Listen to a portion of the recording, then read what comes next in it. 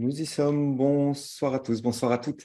Et merci de nous suivre comme chaque lundi sur la chaîne Facebook Science et Nutrition ou encore sur la page YouTube. Alors, aujourd'hui, on vous parle du tabagisme. Si la science permettait de mieux comprendre comment s'en passer. Alors, bonsoir Amine. Bonsoir Cédric. Alors, tout d'abord, pour mieux comprendre la dépendance au tabac, est-ce que tu peux nous parler de la composition d'une cigarette? Alors, il y a beaucoup de composants dans une cigarette, Mhm. ça se compte par milliers. Après, il y a une composition du tabac lui-même et de ses composants. Et puis, il y a une autre composition aussi en rapport avec la combustion de la cigarette. Donc là, il y a des gaz, etc., qui vont pouvoir se créer. Mais déjà, dans une cigarette, on trouve déjà le composé de base que tout le monde connaît, qui est la nicotine. Et là, on trouve dans les feuilles de tabac déjà, feuilles de tabac séchées, on trouve beaucoup de nicotine. Sinon, on a principalement des additifs. Après, donc tout ce qui est cigarette, en général, on a 10% à peu près en termes d'additifs. Dans les cigares, on a beaucoup moins d'additifs, on a quelques additifs uniquement. Mais Mhm. sinon, on a beaucoup d'additifs et parmi ces additifs, on trouve par exemple des adoucissants qui sont souvent interdits, comme le menthol par exemple. Et ça permet de masquer un petit peu l'effet irritant au niveau de la gorge et au niveau des branches. On a aussi d'autres additifs comme par exemple des arômes ou des agents de texture comme le sorbitol, par exemple le glycérol, etc. Il y a aussi des colorants, des conservateurs, etc. dont certains sont très toxiques comme le formaldéhyde, par exemple, qui est extrêmement toxique pour les poumons aussi. Euh, Souvent, on a aussi des arômes comme la vanille aussi qui permettent d'améliorer un petit peu le goût, le goût du tabac qui est extrêmement astringent. Donc, on a pas mal de composés qui sont principalement des additifs. On a aussi un autre additif qui est l'acide lévulinique. L'acide lévulinique, en fait, il a une fonction précise, c'est un additif, mais par contre, c'est pas un agent de texture ou un colorant ou un arôme, Mhm. c'est plutôt un composé qui va permettre la pénétration, une meilleure pénétration de la nicotine au niveau du cerveau et va augmenter surtout la sensibilité des récepteurs nicotiniques à la nicotine au niveau du cerveau. Mhm. On peut avoir donc dans ce sens-là, là c'est vraiment très très schématique, mais il y a vraiment des centaines et des milliers de composants comme ça, et donc chacun des composants va soit avoir un effet direct sur la perception de la personne, de l'individu à la cigarette, donc pour améliorer l'expérience donc de fumer, et puis il y a d'autres composants qui ont un effet beaucoup plus, on va dire, beaucoup plus chimique pour améliorer soit la pénétration de la nicotine au niveau des Ouais. poumons, des alvéoles et donc son absorption, etc., soit son passage au niveau du cerveau, soit la sensibilité des récepteurs nicotiniques à la nicotine. Alors, tu nous parles de la composition, enfin, on a d'abord parlé de la composition des cigarettes, mais cette cigarette est transformée par la combustion. Et est-ce que tu peux nous donner la différence justement entre les composants de la combustion? Oui, alors là, on a vraiment des composants les plus toxiques, donc Mhm. qui sont engendrés ou qui sont dont l'effet est encore beaucoup plus augmenté par la combustion du tabac et de la cigarette en général. Et c'est là où on compte à peu près, enfin plusieurs milliers de composés chimiques. Donc on a 4000 à 7000 à peu près composés chimiques en fonction du type de cigarette, etc. Dans au moins quelques dizaines qui sont cancérogènes, quelques dizaines, c'est-à-dire de 40 à 70, 80 à peu près composés qui sont cancérogènes. Et dedans, donc, on peut les regrouper sous différents groupes. Donc, on a principalement le goudran. Donc, Mhm. goudran, enfin, c'est un ensemble de composés d'hydrocarbures en réalité. Et donc, c'est ce goudron-là qui colle au niveau des branches et des voies aériennes et qui va à terme produire beaucoup d'inflammation, augmenter le risque de cancer, diminuer la capacité respiratoire, produire les dyspnées et ainsi de suite. Parmi les hydrocarbures, on trouve par exemple le benzène, qui est très mutagène, il détruit l'ADN, il transforme l'ADN, etc. Donc, il augmente le risque de cancer notamment. On a aussi beaucoup de gaz qui sont très toxiques, comme ça part des gaz classiques qu'on connaît, le monoxyde de carbone, par exemple, le CO, jusqu'à l'oxyde d'azote, par exemple, qui produit beaucoup de dyspnée, l'acide cyanhydrique, c'est du cyanure gazeux. Ouais, et ça endommage les poumons aussi, les alvéoles, la muqueuse pulmonaire, les bronches, etc. On a aussi l'ammoniac.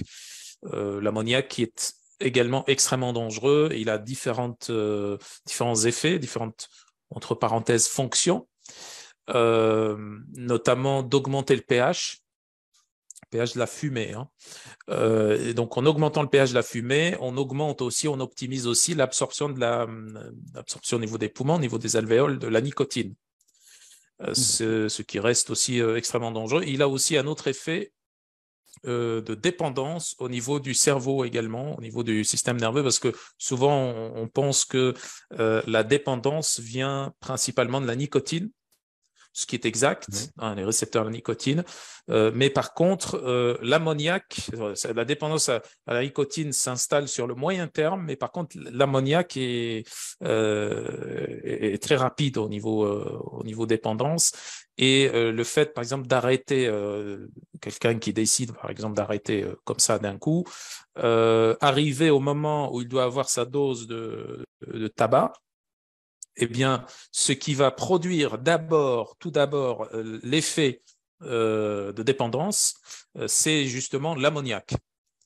Et en fait, l'effet de la nicotine, en termes des signes de sevrage là, qui apparaissent, n'apparaît que plus tard, en fait, plusieurs jours, voire plusieurs semaines plus tard.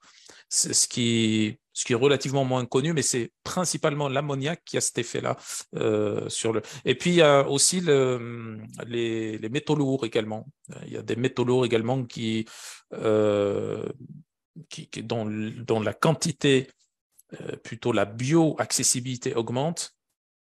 Ça arrive aussi au niveau des poumons, des alvéoles, ça pénètre aussi.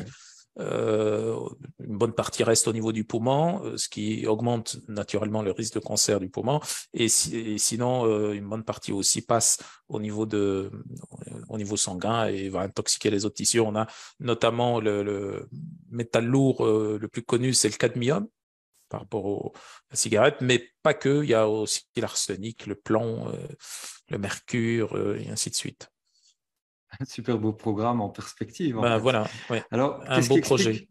Qu'est-ce qui explique de fait, parce qu'on sait que parfois quand les choses sont mauvaises pour le corps, de manière générale, le corps les refuse. Et qu'est-ce qui explique qu'il y ait autant de personnes qui fument et surtout l'accoutumance à un poison, en fait? Mis à part, en fait, l'effet de la nicotine, qui est un effet naturel. Quand on prend de la nicotine, on a des récepteurs nicotiniques, en fait, au niveau du cerveau, et donc ça se lie dessus. Et comme la plupart des récepteurs, ça peut créer un effet de dépendance. Pas tous, mais les effets de dépendance sont très, très différents. Il y a des échelles très différentes au niveau des dépendances par rapport aux composés, par rapport aux neurotransmetteurs, hormones, etc. Mais la nicotine a quand même un effet relativement élevé en termes de dépendance. Mis à part l'ammoniac aussi, que j'ai cité avant, qui est plutôt un gaz, qui peut avoir des effets de dépendance extrêmement rapides et dont les effets de sevrage apparaissent dans l'immédiat, extrêmement rapidement. Mis à part ça, on a toute une ingénierie derrière donc le tabac, l'industrie de la cigarette, qui fait que, si on revient à ce que j'ai déjà expliqué par rapport aux composants du tabac, vous avez compris que vous avez plein d'additifs qui sont là pour améliorer l'expérience de la personne qui fume, donc soit par une amélioration du goût, une amélioration peut-être de la couleur, de la texture, un masquage des effets nocifs immédiats sur notamment les poumons et tout un tas de trucs. Donc, et mis à part ça aussi, on a également la dépendance comportementale également. Ouais. Et ça, il y a la composante individuelle C'est-à-dire quand on fait quelque chose régulièrement et surtout que ce quelque chose nous procure un peu de plaisir, on a tendance à être dépendant de ça de façon, on va dire, comportementale, cognitivo-comportementale. Et puis il y a aussi toute l'ingénierie mentale derrière la commercialisation, la publicité, donc les suggestions subliminales qu'on a de tout ce qui est publicité, présentation des produits, etc. Et ça date depuis des dizaines d'années. Donc, on a réussi à intégrer quelque chose d'extrêmement toxique, un poison, dans le style de vie de la personne. Et donc, c'est parmi vraiment, c'est une masterclass, si vous voulez, de la manipulation mentale, le fait d'intégrer quelque chose d'extrêmement toxique dans le style de vie des gens, comme si c'était quelque chose de bien, de stylé. Donc ça, c'est vraiment les paramètres qui permettent d'expliquer cet effet de dépendance. Donc, mis à part les effets chimiques, ammoniac, nicotine, on a aussi les effets sur le goût, la texture, etc. Et on a aussi les effets sur l'ingénierie mentale et cognitivo-comportementale. Il fut un temps où vous n'étiez qu'un homme que si vous fumiez. Et on voyait même des médecins, hein, d'ailleurs, des docteurs avec une cigarette qui faisaient la promotion du tabac. Il y a très, très longtemps, évidemment. Oui, on voyait bien cette alliance entre l'industrie du tabac, la publicité, le marketing et Hollywood. Donc ça, c'était depuis très longtemps, il y a plusieurs dizaines d'années. Donc il y avait une alliance claire, franche et d'ailleurs bien expliquée par beaucoup de chercheurs, beaucoup d'observateurs et beaucoup de sociologues. Oui, les lobbies ont laissé leur place. Alors, il y a plusieurs choses. On parle de cigares, on parle de tabac, on parle de cigarettes, on parle même de cigarettes light. Quelle est la différence entre, est-ce qu'il y en a une d'abord, ou est-ce qu'on nous jette de la poudre aux yeux, ou est-ce qu'on nous fait croire que... Quelle est la différence un peu entre toutes ces choses-là?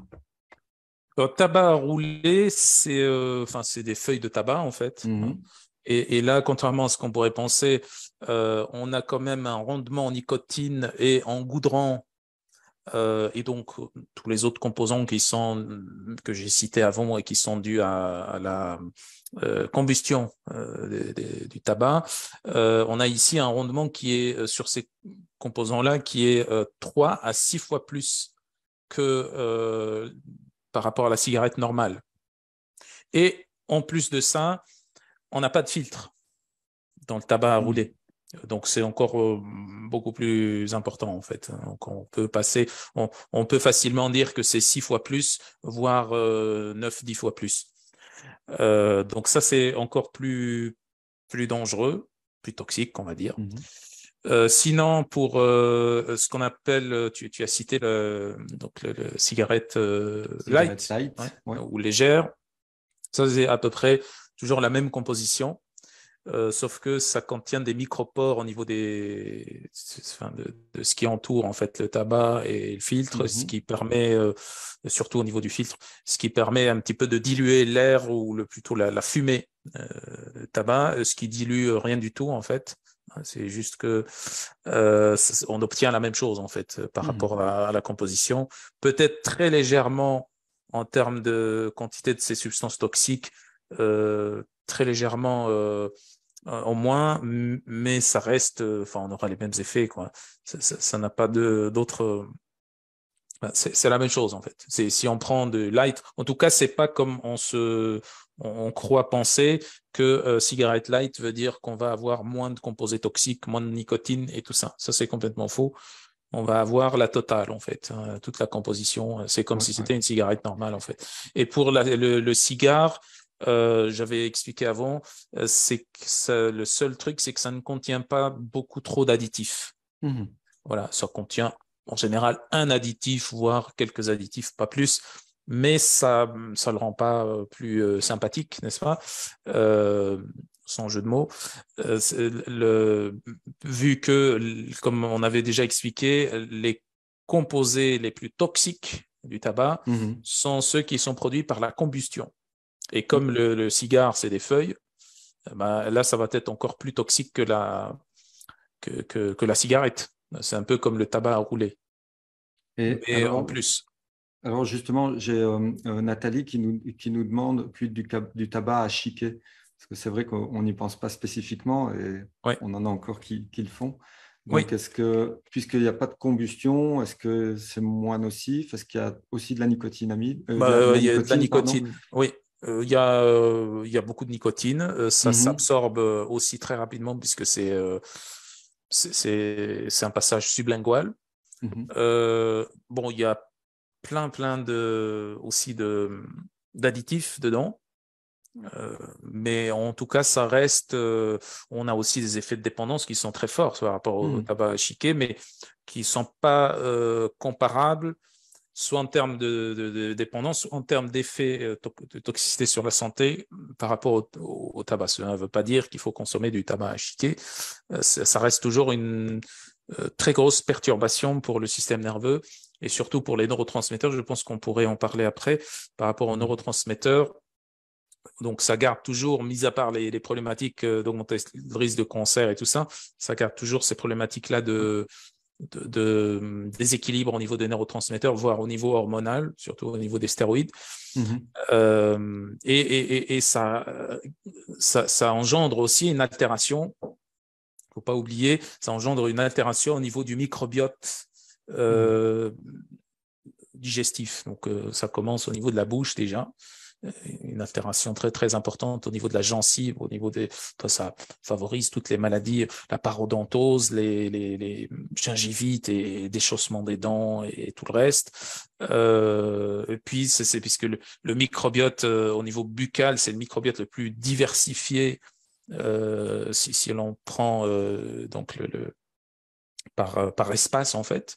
Mhm. C'est beaucoup plus diversifié au niveau de l'intestin parce que si on passe d'une dent à l'autre, on peut trouver une composition microbienne qui est complètement différente. Et puis, donc, si ce microbiote-là change, le microbiote au niveau intestinal aussi va changer beaucoup également. Et donc, on peut avoir ces problématiques-là, mais bon, ça reste toujours Mhm. extrêmement problématique. On déplace en fait le Ouais. problème de certaines maladies vers d'autres. Oui, et par expérience, pour avoir aidé, moi, enfin, pour avoir accompagné dans le sport, quelqu'un qui venait régulièrement avec moi et qui un jour s'est retrouvé sans chic, sans Mm. chewing-gum, et a pris à un copain un paquet de trucs de chewing-gum à la nicotine. Et au bout de son premier paquet, a intégré déjà très rapidement et a eu besoin de nicotine régulièrement et chiquait que des chewing-gum à la nicotine Oui. sans fumer, en étant non fumeur. Donc voilà, c'est un peu compliqué pour eux. Quels sont les effets sur la santé en fait Moi, du je tabac pense que les effets sur la santé sont connus par relativement la connus, plupart oui. des gens, surtout tout ce qui est les troubles de l'humeur. Mhm. Et ça, c'est tout à fait normal parce que quand on perturbe le fonctionnement des récepteurs nicotiniques, ça crée des perturbations. Donc, le système nerveux essaie de compenser par d'autres, parce que les récepteurs nicotiniques étant toujours, tout le temps sursollicités, il faut rappeler que ce sont des récepteurs qui induisent en fait le système sympathique, c'est des sympathico-stimulants. Donc, ceci fait que le système nerveux va compenser par d'autres neurotransmetteurs, soit les neurotransmetteurs inhibiteurs, hein, comme le GABA par Mhm. exemple, sérotonine, tout ça. Et donc, ça va épuiser le pool de ces neurotransmetteurs extrêmement rapidement aussi. Et la personne qui fume va avoir très souvent des neurotransmetteurs bas, elle va avoir un mauvais sommeil, elle va avoir aussi besoin de prendre beaucoup de café puisque l'autre catégorie de neurotransmetteurs qui est épuisée également par la nicotine et le tabac en général, enfin l'ammoniac aussi, c'est la dopamine, donc les catécholamines. Ouais. On a fait déjà une vidéo là-dessus sur le café et on avait expliqué que ça stimulait, le café stimule, la caféine stimule les catécholamines entre autres. Et donc, pourquoi? Parce que le système nerveux sympathique étant toujours en fonctionnement, en stimulation, bah, ça va stimuler tous les autres neurotransmetteurs et ça va les épuiser plus vite. Et la dopamine, autre chose aussi, c'est que la sensation de plaisir que procure le tabac va utiliser ou surutiliser les synapses dopaminergiques également, parce que la dopamine intervient dans tout ce qui est sensation de plaisir en général. Donc, il y a pas mal de choses au niveau cognitif, au niveau nerveux qui se passent et qui sont modulées surtout par les neurotransmetteurs. Et donc, l'effet du tabac sur un neurotransmetteur est extrêmement puissant. Ça détruit complètement le fonctionnement du neurotransmetteur. Mis à part ça, donc on a un risque cardiovasculaire plus important, bien entendu. Donc, HTA, risque d'HTA, etc., enfin, diabète, hypercholestérolémie, etc. Toutes ces maladies-là sont un risque chez le tabagique. HTA parce que tout simplement, comme on disait, puisque la nicotine, c'est un sympathico-stimulant, et que le système sympathique, parmi ses fonctions, c'est de créer une vasoconstriction au niveau des vaisseaux, il y a un risque plus important d'HTA aussi. Mis à part, enfin, toujours dans le même contexte des maladies cardiovasculaires, bon, il y a les thromboses aussi, il y a le diabète aussi, etc. Il y a les cancers aussi, bon, ça c'est bien connu, les cancers du poumon, mais pas que. Souvent on insiste que sur les cancers du poumon, ce qui est tout à fait logique, hein. Il faut savoir que quelqu'un qui fume un paquet par jour pendant 1 an, il aura accumulé l'équivalent de 2 boîtes de yaourt en goudron au niveau de ses branches, hein, pendant 1 an uniquement, ce qui est extrêmement puissant. Ça détruit complètement l'appareil respiratoire. Donc imaginons quelqu'un qui fume depuis des dizaines d'années. Et donc là, on comprend bien que la physiologie du corps est extrêmement résistante, en fait. C'est pas en fumant 2-3 cigarettes un jour ou 2 ou une semaine ou un mois ou même 1 an que ça va détruire vraiment la physiologie, mais c'est quand il y a une accumulation et que voilà. Mais cette accumulation est beaucoup plus facile et beaucoup plus simple parce que il y a un puissant mécanisme de dépendance, comme on l'a déjà expliqué. Sinon, mis à part les cancers, il y a les cancers des poumons, cancer du sang, il y a tout un tas de cancers qui sont liés avec le tabac. Qu'est-ce qu'on a d'autre mis à part ça? On a aussi l'infertilité, problème d'infertilité également. Et ça, c'est dû à pas mal de choses aussi, notamment des déficits micronutritionnels, notamment des déséquilibres au niveau hormonaux et une surstimulation aussi des récepteurs nicotiniques également. Les métaux lourds aussi, cadmium, arsenic, etc., l'accumulation de ces métaux lourds au niveau des organes reproducteurs, bon, etc., etc., etc. Bon, ça n'en finit pas, en fait. Il y a aussi une augmentation des androgènes. Ouais. Donc quand on dit les androgènes, c'est pas uniquement la testo, c'est surtout la super testo que la DHT, la dihydrotestostérone. Et c'est pour ça que on a donc chez les femmes qui fument régulièrement, elles ont quand même une apparition de certains caractères masculins.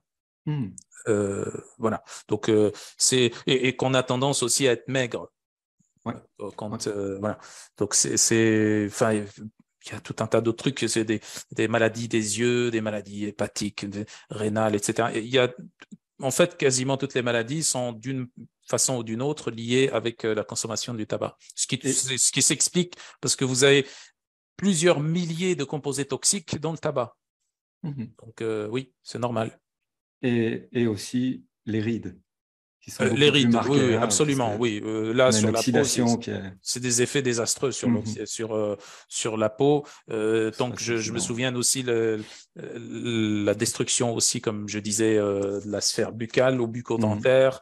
de la flore intestinale, de la flore buccale, tout un tas de trucs, la destruction de l'immunité aussi, et les infections à répétition, etc. On l'a vu avec le Covid, les personnes qui étaient les plus à risque, c'était les personnes qui étaient hypertendues, qui étaient tabagiques, qui avaient différents facteurs de risque cardiovasculaires.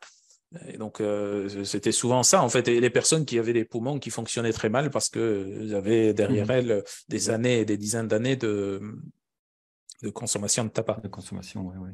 Et après ce beau menu, après cette belle carte, si quelqu'un se décide à arrêter de fumer, qu'est-ce qu'il peut mettre en place pour avoir plus de facilité, puisque ça crée je vais y arriver, je reprends tous les mots, des déséquilibres, merci. Et du coup, est-ce qu'on peut faciliter l'arrêt? Oui, alors il y a beaucoup de méthodes. D'accord. Là, peut-être que moi, je vais me centrer ici parce que sinon, ça va prendre encore 2 heures. C'est un temps qu'on n'a pas. Mais on va se centrer plus sur tout ce qui est micronutrition pour faire simple. Mais il y a beaucoup de méthodes, notamment des thérapies cognitivo-comportementales. Il y a des méthodes qui sont basées sur la réflexologie, sur l'acupuncture, l'hypnothérapie. Il y a tout un tas de trucs aussi. Il y a des thérapies de remplacement de la nicotine. Il y a même des prescriptions médicamenteuses, etc. Je pense que à ce moment-là, dans ce sens-là, il faut en parler avec son médecin traitant pour ça. Et sinon, pour ce qui est de la micronutrition, le plus intéressant, c'est d'associer différentes méthodes. C'est d'avoir des méthodes basées sur la réflexo, comme l'acupuncture par exemple. C'est d'avoir aussi des méthodes qui sont basées sur la thérapie par l'imagerie mentale, etc. C'est d'avoir aussi une méthode par rapport, par exemple, l'hypnothérapie, par exemple, voilà, l'hypnose, et puis également intégrer tout ce qui est micronutrition et tout ce qui est changement de style de vie. Dans les changements de style de vie, on a par exemple l'exercice physique, les exercices aspiratoires, donc les interventions sur le microbiote, par exemple, etc. Et donc, pour ce qui est la base, en fait, si on veut aller directement dans le fond du problème, le fond des perturbations, mis à part les perturbations cognitivo-comportementales, on a aussi la base de ces perturbations cognitivo-comportementales et les perturbations en rapport avec la dépendance. On a les neurotransmetteurs, les perturbations au niveau des neurotransmetteurs. Et là, comme je disais, à la fois les neurotransmetteurs inhibiteurs, donc du parasympathique, et ceux stimulants ou excitateurs, donc du sympathique, vont être touchés et très perturbés. Maintenant, il faut voir aussi, alors s'il s'agit d'une personne tabagique depuis X années, avec une surconsommation de tabac, etc., là, on est sûr que tous les neurotransmetteurs, la plupart des neurotransmetteurs sont déficitaires. Et à ce moment-là, on peut intervenir sur les neurotransmetteurs. Bien entendu, les interventions sur les neurotransmetteurs sont toujours très délicates. Donc, ce serait bien d'avoir un thérapeute ou un nutrithérapeute ou un médecin, en tout cas un professionnel qui est bien formé à ces choses-là et qui comprend ce qu'il fait. Mais globalement, grosso modo, on aura besoin d'améliorer le taux de sérotonine et donc aussi de la mélatonine aussi. Dans ce sens-là, on a le fameux 5-HTP ou tryptophane. Parce que maintenant, 5-HTP, c'est plus autorisé apparemment. C'est un gros mot. N'est-ce pas? Oui. Sinon, il y a aussi le GABA comme neurotransmetteur inhibiteur. Et surtout un précurseur des catécholamines cérébrales, donc tyrosine ou mucuna pruriens.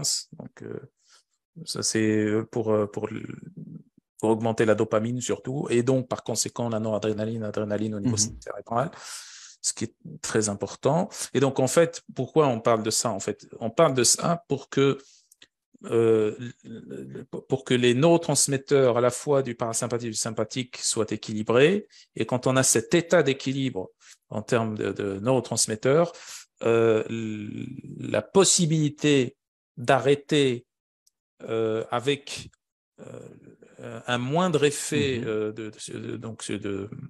du sevrage, qui est dû au sevrage à la nicotine et à l'ammoniac, serait beaucoup plus facile en fait.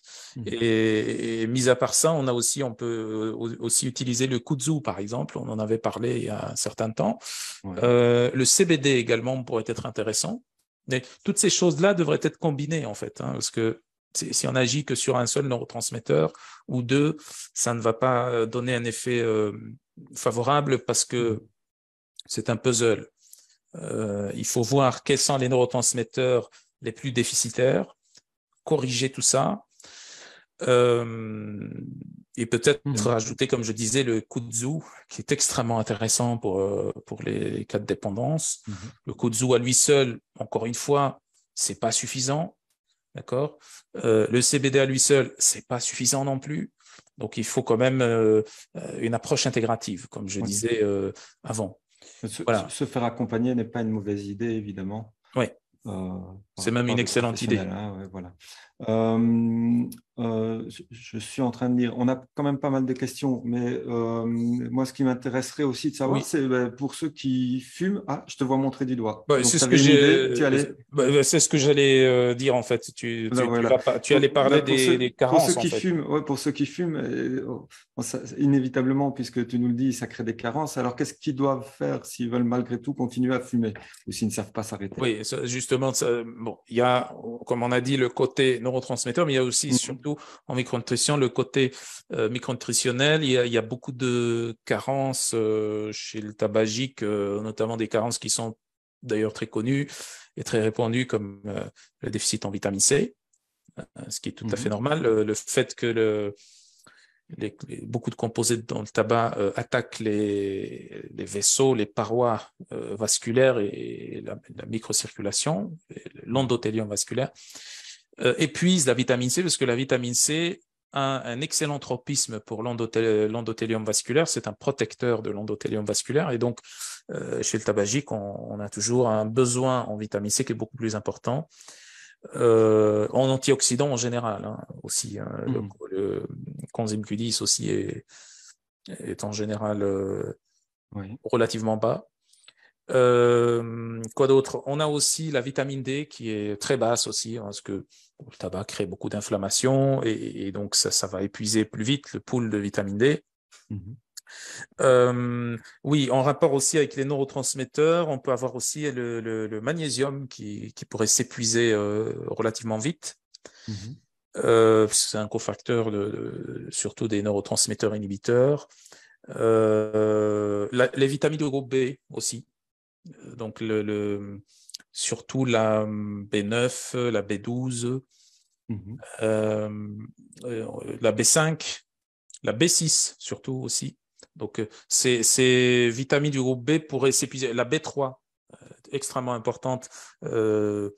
Et donc, on a toujours une baisse, un déficit de B3 qui est relativement... Justement, on en parle beaucoup de la B3 et de la nicotinamide. Alors, moi, la question que je me pose, c'est le lien entre nicotinamide et la nicotine.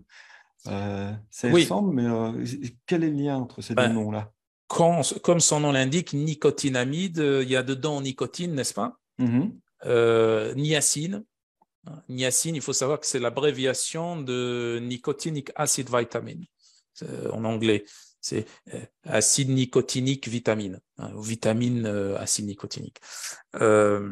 Et donc, par rapport à ça, la nicotine, en fait, quand elle s'oxyde, ça donne l'acide nicotinique. En gros, la nicotine qu'on trouve dans le tabac, quand elle s'oxyde, ça donne la B3. Et dans ce sens-là, alors, est-ce que c'est de la bonne B3? Non, puisqu'en fait, c'est bien connu que l'acide nicotinique et la niacine en elle-même, enfin, niacine, acide nicotinique, est toxique, n'est-ce pas? Donc déjà, si on regarde sur les dosages là qu'on a en biologie, quand on fait les doses d'acide nicotinique, quand on dose d'acide nicotinique en sérique, en général, on n'a qu'une limite supérieure et on n'a pas de limite inférieure. C'est-à-dire que si c'est égal à 0, c'est très bien. C'est un peu la même chose qu'on trouve en général dans tout ce qui est toxique, en fait, tous les composants toxiques. Donc, la nicotine donne l'acide nicotinique qui donne en petite partie, donne l'acide nicotinique qui lui aussi est la forme une des formes, c'est une forme précurseur, mais qui se convertit très mal en NADH et NAD+, qui sont les deux formes bioactives de la B3. Et donc ça donne cette forme-là toxique, très mauvaise de vitamine B3. Et ce qui arrive en fait, c'est que cette forme-là occupe les récepteurs et aussi par ses effets avec interaction avec des enzymes, etc. Ça occupe l'espace sans produire un réel effet. Donc c'est pas une forme bioactive, alors que le nicotinamide, c'est une autre forme précurseur de la B3, celle qu'on trouve d'ailleurs dans les aliments. L'acide nicotinique, on ne le trouve pas dans les aliments. Ça n'existe pas, niacine. Par contre, la nicotinamide, on la retrouve dans les aliments. C'est un précurseur qui se convertit très bien en NADH, NAD+. D'ailleurs, on a nicotinamide riboside, nicotinamide mononucléotide, nicotinamide adénine dinucléotide réduit et oxydé. Donc, ce sont les deux formes bioactives. Ça, c'est la voie de conversion du nicotinamide. Cette conversion de nicotinamide en NADH, NAD+, bien entendu, elle est optimale. Et donc, le fait d'avoir suffisamment de B3 pour un tabagique, de B3 sous forme de nicotinamide, va permettre d'améliorer le statut en B3 et de diminuer les effets délétères de l'acide nicotinique qui pourrait être produit à partir de l'oxydation de la nicotine. Ouais, donc ça, c'est le rapport qu'il y a entre la nicotine et la niacine, la B3. D'où l'importance de complémenter en nicotine quand on souhaite arrêter, ou même si on... En nicotine, pardon. En nicotinamide. Merci. Ou en nicotine, moyen. Qu'est-ce qui peut... C'est une question qui revient souvent, évidemment, mais qu'est-ce qui peut expliquer la prise de poids chez les personnes qui arrêtent de fumer? C'est tout à fait logique, en fait, si on a compris ce que je disais avant. La nicotine, enfin, les récepteurs nicotiniques sont des récepteurs qui appartiennent au système nerveux sympathique. Ce système nerveux sympathique, c'est un système catabolique, du catabolisme. Comme je disais avant, c'est pour ça que les personnes qui fument sont souvent des personnes maigres. Alors, c'est pas toujours le cas, on est d'accord, mais la majeure partie, c'est quand même ça.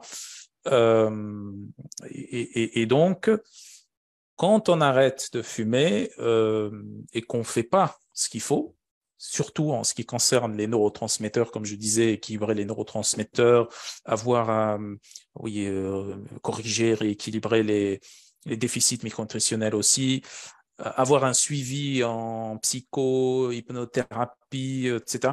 Il faut avoir quand même une approche intégrative là-dessus. Faire du sport, il faut faire beaucoup de sport, beaucoup plus de sport, parce que l'effet catabolique qui était avant produit par la nicotine ne l'est plus. Et donc, s'il ne l'est plus, il doit être remplacé par autre chose. Cette autre chose, entre autres, on a par exemple le sport,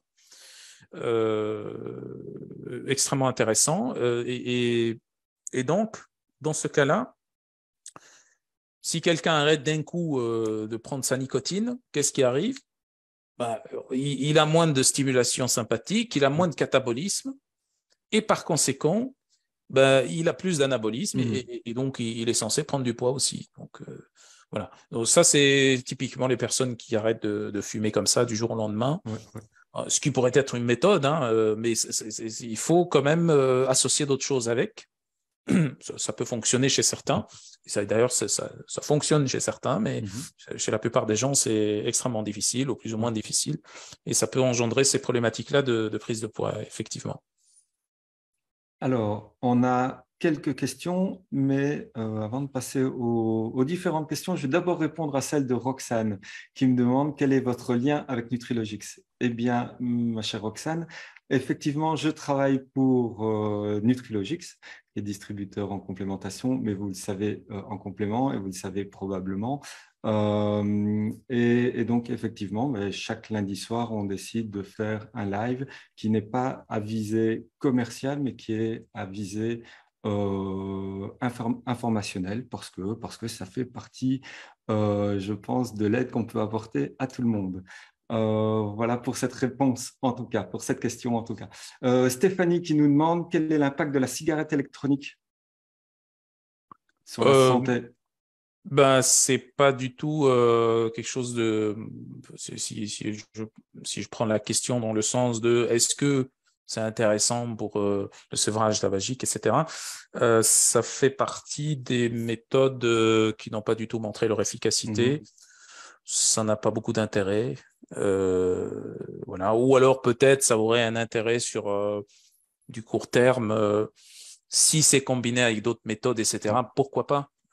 Mais ça reste, faut éviter en fait. L'objectif, c'est de faire arriver le patient à se débarrasser complètement, non pas de la nicotine ou du tabac uniquement, mais du schéma comportemental ou cognitivo-comportemental et mhm, métabolique du tabac. Donc, on vire tout. ouais, Alors, on ok. vire tout, bien sûr, il y a différentes méthodes progressivement ou pas, avec, comme je disais, une méthode intégrative, mais ces trucs-là de euh, changer, par exemple, oui, de prendre la cigarette électronique ou Mhm. de prendre peut-être des cigarettes avec moins de nicotine, hein, ce qui n'est pas sûr du tout, ou les cigarettes light dont on avait parlé, etc. Tout ça, c'est des conneries, en fait, en gros. J'aime bien utiliser l'image, c'est changer des frites tous les jours par du Nutella tous les jours. C'est malgré tout quelque chose qui n'est pas reconnu par le Oui, corps. Bien c'est que les ça. frites, elles sont un peu plus reconnues par le corps quand elles sont bien faites en Belgique. Je vous invite à venir nous voir un de ces jours. Euh, Cécile qui nous pose pas de questions, mais félicitations. Cécile qui est à son 7e jour sans tabac. On continue, on tient bon. Très Maya qui bien. nous demande quid de la cigarette électronique. Bon, on y a répondu. Et qu'est-ce qu'on trouve et que trouve-t-on d'autre dans les liquides aromatisés? Là, je ne sais pas si tu connais la composition des liquides aromatisés comme ça. Non, j'ai Mais pas de tête, j'ai pas à mon avis, d'infos là-dessus, mais en tout cas, rien de très rien de naturel. très réjouissant, en tout cas. Ouais. Mourad qui nous demande, tiens, ça c'est intéressant aussi. Mourad qui nous demande si le tabagisme passif perturbe le microbiote intestinal. De la même façon, oui. Enfin, Hmm. ça a moins d'effet. En tout cas, quand je dis ça a moins d'effet, c'est-à-dire si les effets dose se font à travers. Il y a l'effet dose Mhm. et il y a l'effet durée. Et il y a le croisement des deux. C'est-à-dire s'il y a moins de doses qui Ouais. arrivent, c'est-à-dire va y avoir moins d'effets, mais on peut très bien compenser ça avec la durée aussi. Donc oui, bon, je dirais que le problème du microbiote, parmi les problématiques là qui sont en rapport avec le tabac, je dirais pas que c'est un problème secondaire, Mhm. mais c'est quand même Ouais. pas le premier souci en fait, hein. Mhm. Quand on compare les dysbioses bien que les dysbioses sont liées à tout, hein, quasiment tout, et les risques de cancer et tout le reste, tout le bazar avec les maladies cardiovasculaires etc. Tout ce qu'on a parlé, Mhm. c'est quand même ça le plus important en fait. Ok. Alors, Sue nous dit que son mari s'est mis à la cigarette électronique. Qu'en pensez-vous? Ben, que c'est pas bien, qu'il doit arrêter le plus rapidement possible. Qui doit se Alors, faire prendre en charge, ça doit mhm, être une prise en charge multidisciplinaire et je pense que cette vidéo-là ça pourrait donner des pistes de réflexion et des pistes à utiliser, à tester. Mais il faut pas se dire tiens, je vais tester ce truc-là, tiens, je vais tester ce produit-là, mhm, tiens, je vais tester cette méthode. En fait, il faut tester tout en même temps pour espérer avoir un résultat. mhm. Donc ça, il faut bien intégrer en fait. Il faut tester le maximum de choses pour toucher un maximum de cibles pour espérer avoir un résultat. Alors, Mansour qui nous demande, certaines personnes nous disent que les fumeurs sont à l'abri de la gravité du Covid-19. Qu'en pensez-vous? Je pense rien en fait. Il faut juste regarder les chiffres, regarder peut-être ça. Il y a certains d'entre vous qui ont déjà vu des personnes qui sont déjà qui sont des fumeurs et qui ont déjà eu de très très graves complications du Covid. Hein, je vous rappelle que le Covid, enfin, le SARS-CoV-2 est un virus qui a une affinité extrême pour les voies respiratoires et pour les poumons, n'est-ce pas? Parce que c'est là où on a le récepteur ACE2 à plus de 82-83% au niveau des poumons et le reste au niveau de l'intestin. Donc, ça reste quand même pour le tabagique. Ça, c'était. Je comprends maintenant le sens de la question. Ça, c'était ce qu'on disait au départ. Il y avait une confusion au départ, c'est-à-dire mi-2020, début Oui, ouais, 2020, ouais, ouais, mi-2020, ouais, tout à fait, ouais. on parlait des récepteurs ACE2 et j'avais déjà publié quelques études qui expliquaient ça. Entre autres, une étude sur les susceptibilités de différentes autres pathologies en rapport avec le Covid, ou en tout cas, il y a plein d'études, enfin, il y a plusieurs études que j'ai publiées qui expliquent ça. Euh, on disait les récepteurs ACE2 chez les hypertendus, etc., sont stimulés, donc l'hypertendu va être plus protégé. D'autres disaient non, c'est le contraire, etc. Mais finalement, c'est une connerie de dire que les patients qui ont Mhm, ces problèmes avec le récepteur ACO2 sont protégés. Ça, c'est une connerie. C'est l'exact contraire, en fait. mhm, Et donc, que ce soit les hypertendus, les personnes qui ont en général des risques élevés de maladies cardiovasculaires, les profils de dyslipidémie, les obèses et mhm, les tabagiques. Les tabagiques, ils ont en général tout ça, ou en tout cas un risque plus élevé de tout ça. Ils ont un risque beaucoup plus important de Covid, en fait. Hein. C'est très, très ouais, dangereux, très grave. Et ouais, d'ailleurs, qu'est-ce que j'imagine. fait le Covid? Il diminue euh, le taux d'oxygène dans le sang. Mhm, Il diminue la capacité respiratoire, en fait. Et donc, les tabagiques, ils ont déjà ça, en fait. Ils ont, sans Covid, ils ont déjà une baisse de la capacité respiratoire parce que les alvéoles sont couverts de goudron, etc., tout un tas de substances toxiques. Donc, le Covid, en plus de ça, il va trouver un terrain. Le tabac est aussi immunosuppresseur et il va trouver un terrain favorable au niveau des poumons. Il va s'installer là-dedans, il va encore aggraver la situation. Ce sont les personnes qui sont non pas uniquement à risque d'infection mhm. Covid, mais ils sont aussi à risque beaucoup plus élevé de complications après l'infection. Voilà. Toutes les bonnes raisons pour arrêter de fumer. Alors, Amine est tellement concentré dans son texte qu'il n'a pas vu mon chat passer, mais Pachi l'a bien vu et elle a le même chat que moi qui s'appelle Simba. Et moi, pour les présentations, il s'appelle Hector. Et qu'est-ce qui peut être ennuyeux parfois. Mais bon, allez, c'est comme ça, on les adore, ces animaux. Eh bien, merci beaucoup pour toutes ces explications. Je vous souhaite à tous et à toutes une excellente soirée, une excellente semaine. Prenez soin de vous, prenez soin de ceux que vous aimez. Et salut Amine, à la semaine prochaine. Merci, salut, au revoir. Salut.